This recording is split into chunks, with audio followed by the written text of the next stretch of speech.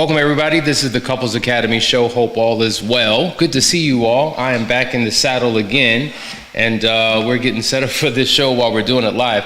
But we've been in a conversation talking about why we cheat, okay? And so we've been doing this series, specifically, the first portion of the series is on understanding the why, right? Personal factors. What are the things that are going on in me that are causing me to do what it is that I do? And so we're gonna do our last part of personal factors today because we spent 3 days in it, and I hope that I've given you something that's comprehensive. And so I want you to get your notebooks and your pens. Take good notes because we are about to go deep. But before we do that, I want you to see this commercial about the Last Chance Weekend, and we'll be right back.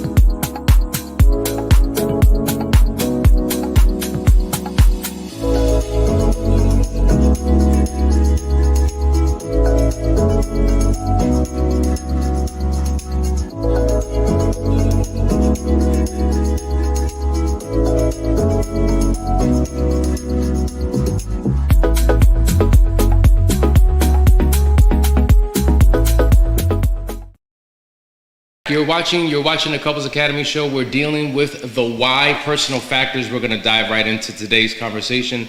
Listen, guys, if you've been enjoying it, please let me know. Also, let me know what city, state, and country you're dialing in from so that we can acknowledge you. Number one on the list today is cultural and family influences. This is a big one. I remember working with a couple, and they were from a certain region of the world. And in the midst of the process that I was taking them through on a weekly basis, the husband said to the wife, "Why are you acting like an American? You know who you married when you married me. I'm a such and such man. This is what we do." And so he was justifying his poor behavior on his cultural influence and tradition. Because we come from a region of the world where this is acceptable and this is done and you should get with the program. No remorse, okay? No repentance, no empathy, no compassion. It was like you either get with the program or you move on. And so ultimately she did that because she said, listen, I'm not gonna be a slave to my culture. I'm not a slave to what family tradition I was born into. Infidelity doesn't work for me, and if it works for you, then you can't be with me.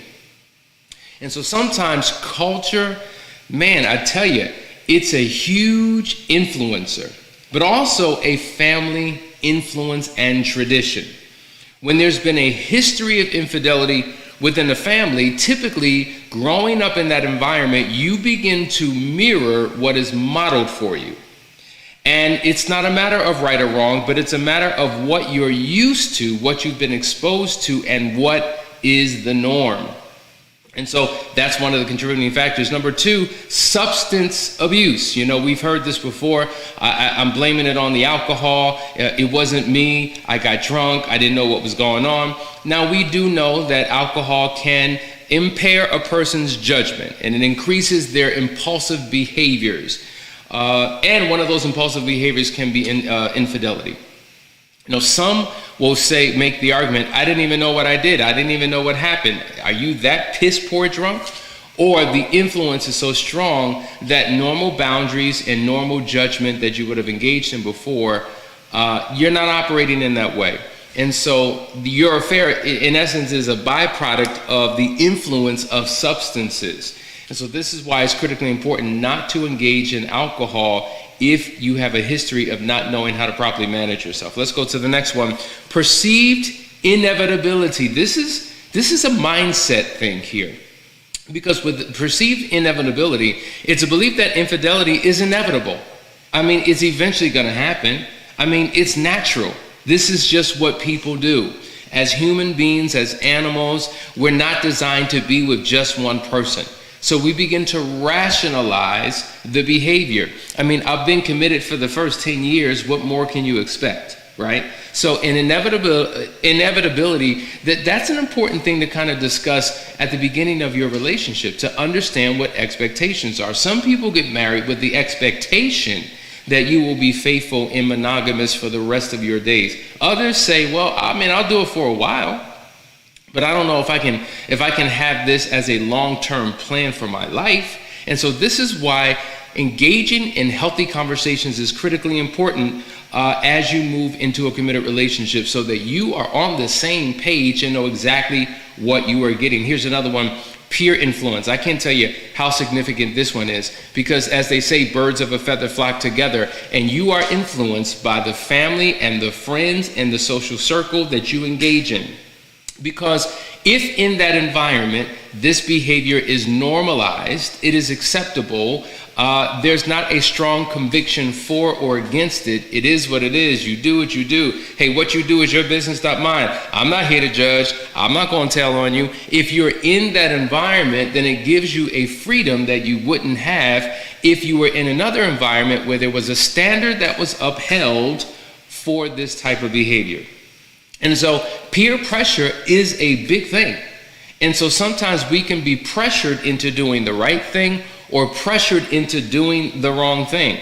And so if everyone else is doing it, you begin to take on the mannerisms and the behaviors of the people that you surround yourself with. This is why environment is so critically important.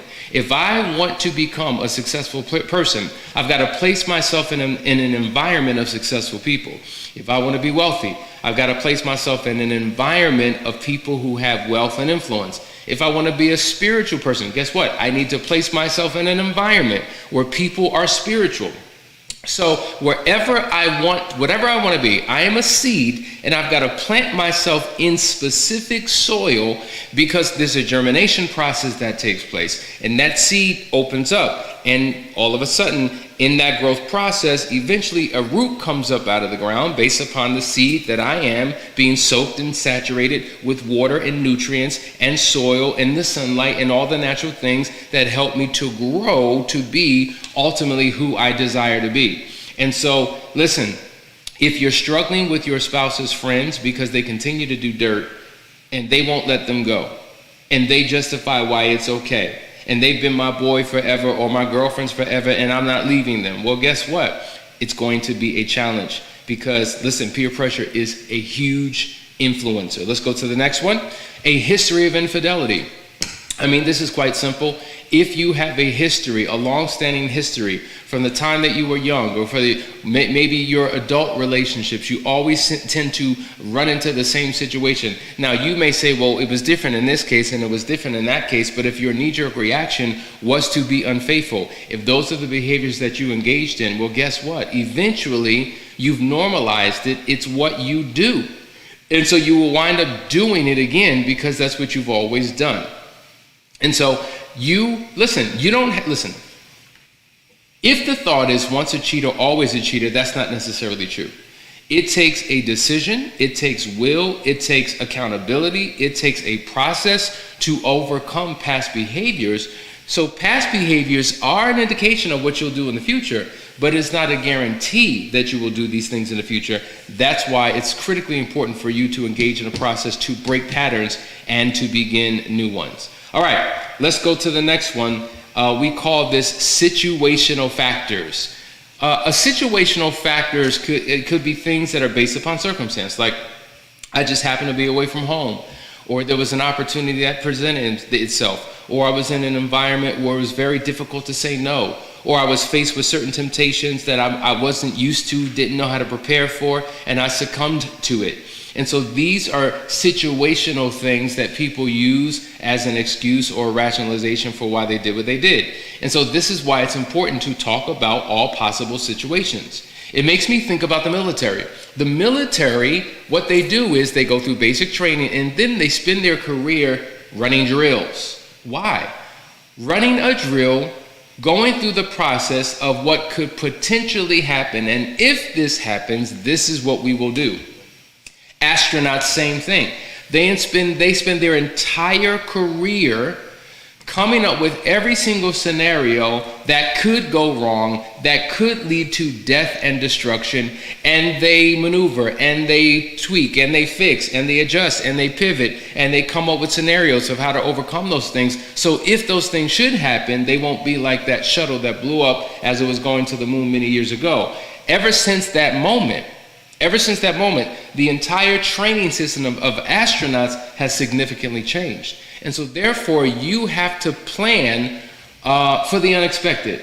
You have to plan for any potential scenario that could come up so that you know how to guard yourself and prevent yourself from engaging in an affair, okay? I mean, the list goes on and on and on. Literally, there are 60 different factors that we can engage in and unpack that will explain why people do what they do. But my question for you is, as you've been watching so far, what have you learned about yourself? What have you learned about your partner?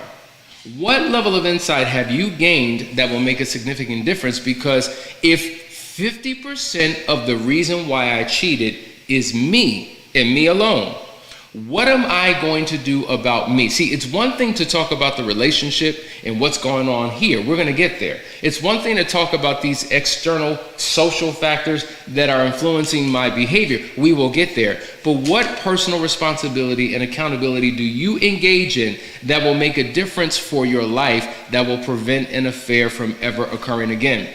Because when you try to get your spouse to sign up for more, what are they signing up for? You've been unfaithful, but you want them to stay. But why are they staying?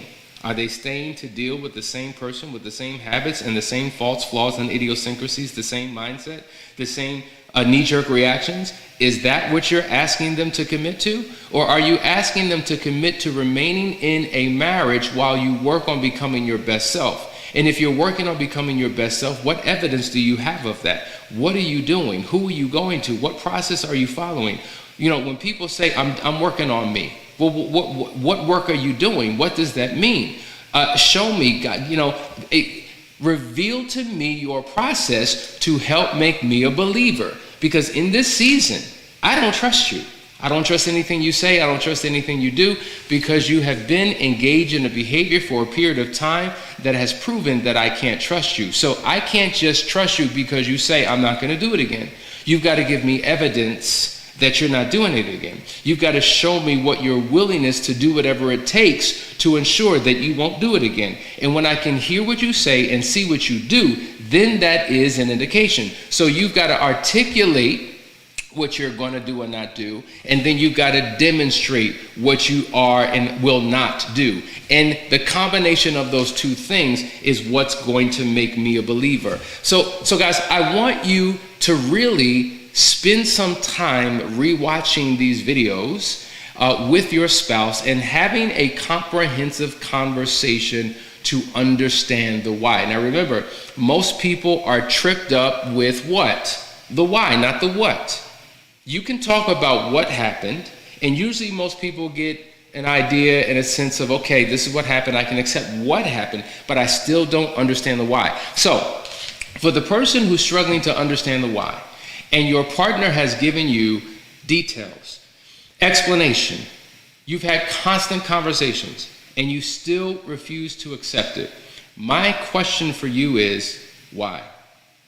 Are you not accepting their why because you still look at it through a lens of morality? And because you look through a lens of morality, and you look through a lens of right and wrong, and it will never be right and it will always be wrong, anything your spouse says will seem like a justification, will seem like an excuse, will not seem plausible. But I'm asking you just for a moment to remove the lens of morality. There's no point in having that lens on because we already know it's wrong. Nothing about it is right. So if we put that to the side, your questioning of the why should come from a perspective of really trying to understand what was going on in the heart, what was going on in the mind, what was going on in the relationship of the person that led them to do it. Your desire to truly understand will give you the closure that you need. But if your why is attached to the wrong question with the wrong motive, it becomes an evil word. See, why could become a good word or an evil word. Why could be the word that keeps you trapped. Why could be the word that keeps you from moving forward. Why could be the word that keeps you stuck. Why could be the word that keeps you from being unhealed. And if you get trapped in the why because you refuse to believe what it is that's being said, then you will not be able to heal to the degree that you should, to be able to embrace the possibilities of all that can happen in the relationship. So while the former unfaithful partner has their role to play in revealing to you and disclosing what the reasons are, you have a responsibility to receive what is being said genuinely.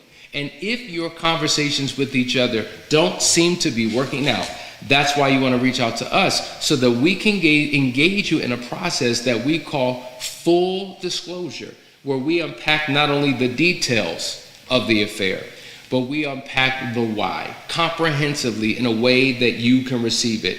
And when you do that, everything begins to turn around. So guys, I hope that you got something out of the first portion of this journey that we're going to take. Tomorrow is Ask the Experts, so you can ask any question that you want. But when we get started at the beginning of the next week, we're going to get into the relational factors that contribute to an affair. So I hope you got something out of this. I appreciate you all for tuning in, and I will see you on tomorrow. Take care.